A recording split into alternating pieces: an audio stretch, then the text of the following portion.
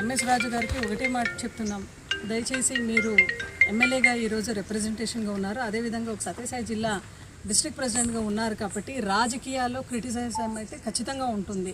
Opposition party వాళ్ళు ఎప్పుడైనా ruling party వాళ్ళు ఏదన్నా కరెక్ట్గా చేయకపోతే మనం మాట్లాడతాము, హెల్దీ పాలిటిక్స్ అయితే చేస్తాం. Criticism is always welcome in politics.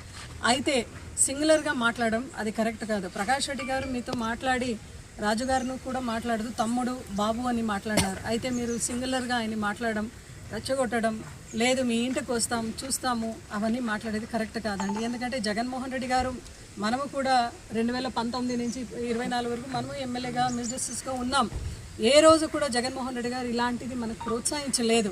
ప్రోత్సహించుంటే కథ వేరేగా ఉండేది, నిజంగా వేరేగా ఉండేది. అయితే జగన్మోహన్ రెడ్డి గారు కులం చూడడం, రాజకీయం చూడడం, మతం చూడమని ప్రతి ఒక్కరిని కూడా ఈక్వల్గా ట్రీట్ చేశారు. కాబట్టి ఈరోజు మీరు మన ఐక్యతని మీరు ఏమనుకుంటున్నారంటే ఒక వీక్నెస్గా అనుకుంటున్నారు. ఖచ్చితంగా టీడీపీలో ఉండే ఎమ్మెల్యేస్ కానీ మంత్రులు కానీ దయచేసి మీరు అట్లా అపార్థం మాత్రం చేసుకోవద్దండి. వీళ్ళు ఏం చేయగలుగుతారు, కేసు పెట్టవచ్చు, వీళ్ళు గొంతు నొక్కొచ్చు అనుకుంటున్నారు, అది కరెక్ట్ కాదు. అదేవిధంగా ఎంఎస్ రాజు గారు కూడా చెప్పినారు, ప్రకాష్ రెడ్డి గారి ఇంటికి గురువారం వచ్చేస్తామని చెప్తున్నారు.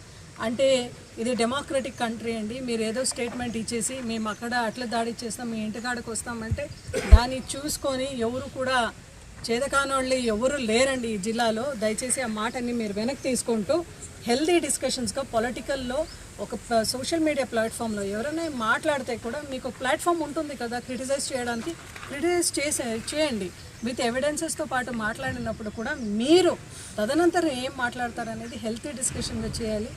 ఎవ్వరు కూడా మొత్తం టీడీపీ వాళ్ళకు చెప్తున్నాం, ఎక్కడ కూడా సింగులర్గా ఎవరిని కూడా మాట్లాడే పరిస్థితిలో మీరు చేయకూడదు. ఎందుకంటే హెల్దీ డిస్కషన్, హెల్దీ పాలిటిక్స్ మనం చేస్తాం. మనం ఎమ్మెల్యేగా ఎలక్ట్ అయినామంటే, ఇప్పుడు మీరు ఎమ్మెల్యేగా ఉన్నారంటే అంటే ప్రజలందరికీ కూడా ఎమ్మెల్యేలు మంత్రులు టీడీపీలో ఉన్నారంటే మీ అందరికీ కూడా ఒక ప్రజలు భరోసాతో గెలిపించినారు.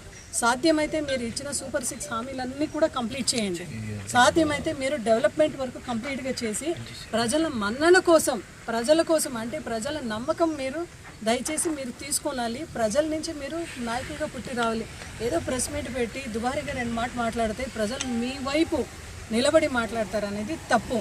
ఈ అజంప్షన్లో మీరు ఏమైనా ఉన్నారంటే దయచేసి ఈ అజంప్షన్ నుంచి బయటికి రండి. ఈరోజు ఏఎస్పీ గారు కూడా మేము మెమరాండం ఇస్తూ చెప్పినాం.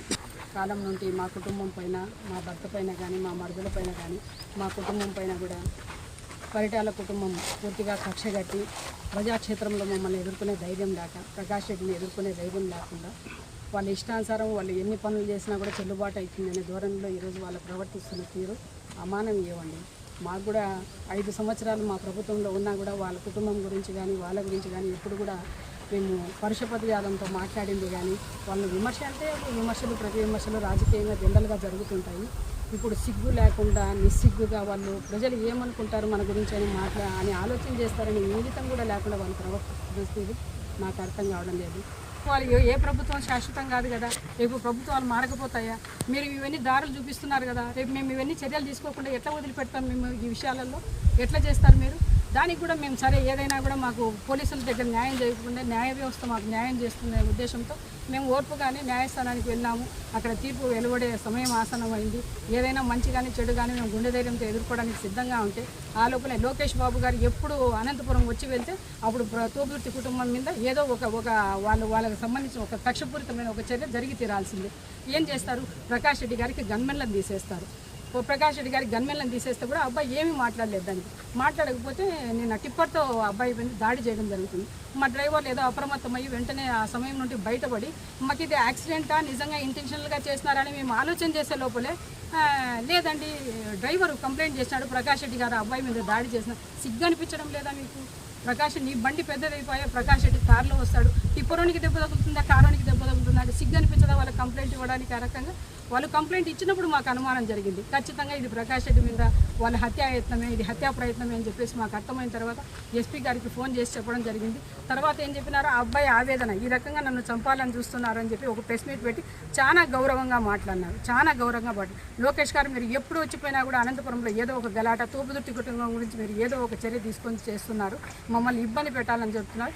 ఏది చేసినా కూడా రాజకీయంగా మమ్మల్ని ఎదుర్కోండి, మీరు మా మీద వ్యక్తిగత దాడులు, వ్యక్తిగత కక్షకు మీరు పోవద్దని చెప్పి ప్రకాష్ రెడ్డి మాట్లాడితే వాళ్ళిద్దరికి చేతగాక ఎస్ఆర్ కన్స్ట్రక్షన్ నీకు సంబంధం లేకుంటే నాకు సంబంధం లేదయ్యా ప్రకాష్ రెడ్డి అని చెప్పండి. పరిటాల శ్రీరామ్కు నాకు సంబంధం లేదని చెప్పు. దానికి అన్ని దుబారా మాటలు. నువ్వెట్లబ్బా ప్రకాష్ రెడ్డి, నువ్వంటే చంద్రబాబుకి తెలియదు, లోకేష్ బాబుకి తెలియదు. నువ్వంటే తెలుసుకుంటే సాయిలయ్యా. చంద్రబాబు, లోకేష్, ప్రకాష్ రెడ్డి గురించి చంద్రబాబుకి తెలియాల్సిన పని ఏముండదు, లోకేష్కి తెలియాల్సిన పని ఏముండదు. నువ్వంటే ఎవరో తెలియక నీకు రాప్తాడులో టికెట్ లేదు, ధర్మవరంలో టికెట్ లేదు. నువ్వు పోయి దూరుకుంటాండు వాళ్ళ దగ్గర, నీకు చూపిస్తారు, టికెట్ ఇస్తారు అప్పుడప్పుడు. నువ్వు ఇవన్నీ చేసుకోవడానికి, నీకు టికెట్లు ఆడడానికి, నువ్వు హీరో అవ్వడానికి నువ్వు ఇవన్నీ మాట్లాడతావా? ప్రకాష్ రెడ్డి గారి పైన ఏదైతే ఎస్ఆర్ కన్స్ట్రక్షన్స్ ఉందో వారి టిప్పర్ ఆయనకి గుద్దడానికి ప్రయత్నించింది. అంటే దాదాపు హత్యాయత్నానికి వారు ప్రయత్నించారనే దానికి ఇది నిదర్శనం. ఆ క్రమంలో అనంతపురం ఎస్పీ గారు కానీ మెమరాండం ఇవ్వడం జరిగింది. ప్రకాష్ రెడ్డి గారు ప్రెస్ మీట్ పెట్టి నా పైన హత్యాయత్నానికి పాల్పడినారని ఆయన మాట్లాడడం జరిగింది. దాని తర్వాత ఎవరైతే ఈ సత్యసాయి జిల్లాలో ఎమ్మెల్యేలుగా ఉన్నారో ఒకరుగా ప్రతి ఒక్కరూ ప్రెస్ మీట్ పెట్టి అన్పార్లమెంటరీ లాంగ్వేజ్ యూజ్ చేసి ప్రకాష్ రెడ్డి పైన వారి మనసులో ఏముందనే దానికి వాళ్ళు నిరూపిస్తున్నారు. అంటే ముందుగా ప్రకాష్ రెడ్డి గారికి ఏదైతే సెక్యూరిటీ ఉన్నదో అది తీసేసినారు. దాని తర్వాత ఈ హత్యాయత్నం అనేది జరిగింది. అంటే ఏదో ఒకటి స్కీమ్తో ఇవి జరుగుతున్నాయనే దానికి ఇవి నిదర్శనం. దానిలో భాగంగా మడకశిర ఎమ్మెల్యే కానీ రాప్తాడు ఎమ్మెల్యే గారి కుమారుడు కానీ వాళ్ళందరూ ఏదో సింగులర్లో మాట్లాడి ప్రకాష్ రెడ్డిని మేము అది చేస్తాం ఇది చేస్తాం, రానున్న 2-3 రోజుల్లో గురువారం రోజు మీ ఇంటి దగ్గరికి వచ్చి మీ కథ చూస్తామని పదే పదే చెప్తున్నారు. ఇవన్నీ మీరు మానుకోవాలి.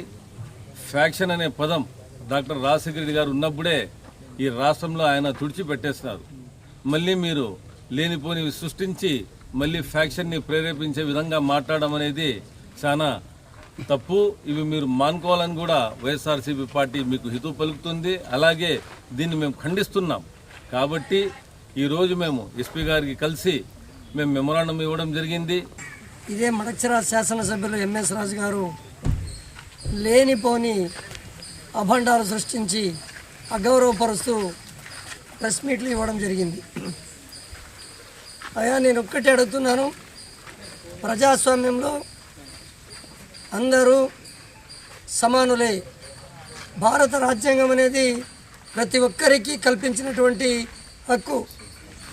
నువ్వు ఏదైతే ప్రకాష్ రెడ్డి అన్న పైన మాట్లాడినావో మా పార్టీ తరఫున, వైఎస్ఆర్ కాంగ్రెస్ పార్టీ తరఫున మేము కూడా మాట్లాడినటువంటి విషయం వాస్తవమే. నీకు భారత రాజ్యాంగం అనేది ఎస్సీ ఎస్టీ యాక్ట్ ఎస్సీ దళితుల గిరిజనుల యొక్క భద్రత కోసం రాజ్యాంగం కల్పించింది. దానిని వదిలేసి ఏదో ఎన్నికల్లో గెలిచినాము, మన ప్రభుత్వం ఉంది అని నువ్వు ఇష్టానుసారము వీగితే ఇక్కడెక్కడా కూడా ఎవరు గాజులు తొడుతున్నటువంటి సందర్భాలు లేవు. మన ప్రకాష్ రెడ్డి అన్న గారికి కానీ మరి వేరే మన వైసీపీ నాయకులకు కానీ ఏ ఒక్క భద్రత కల్పించకుండా తెలుగుదేశం నాయకులను ఇష్టానుసారంగా వదిలేయడము మీకు సమంజసం కాదు. కాలాలు ఇదే విధంగా ఉండవు. మీ యొక్క అధికారం అనేది ఇదే విధంగా కొనసాగదు. మీరు ఈరోజు ఏదో చిన్న మొక్కను పెట్టినటువంటి సందర్భంలో అది పెరిగి పెరిగి పెద్ద చెట్టుగా అమలుతుంది. దయచేసి మీకొక్కడికే చెప్తున్నాను, ఇప్పటికైనా ఇటువంటి ధోరణి, ఇటువంటి మాటలు మానుకోవాలి. పోలీసు యంత్రాంగం కూడా మన తోపుదుర్తి అన్నగారికి భద్రత కల్పించి ఏదైతే లా ఉందో దాన్ని నిరూపించి పోలీసులకు భద్రత కల్పించే హక్కు రాజ్యాంగం కల్పించిందని మీరు పోలీస్ అధికారులు దీనిని ఇంతటితో మీరు ఇరు వర్గాల వారికి చెప్పి స్టాప్ చేస్తే మంచిది.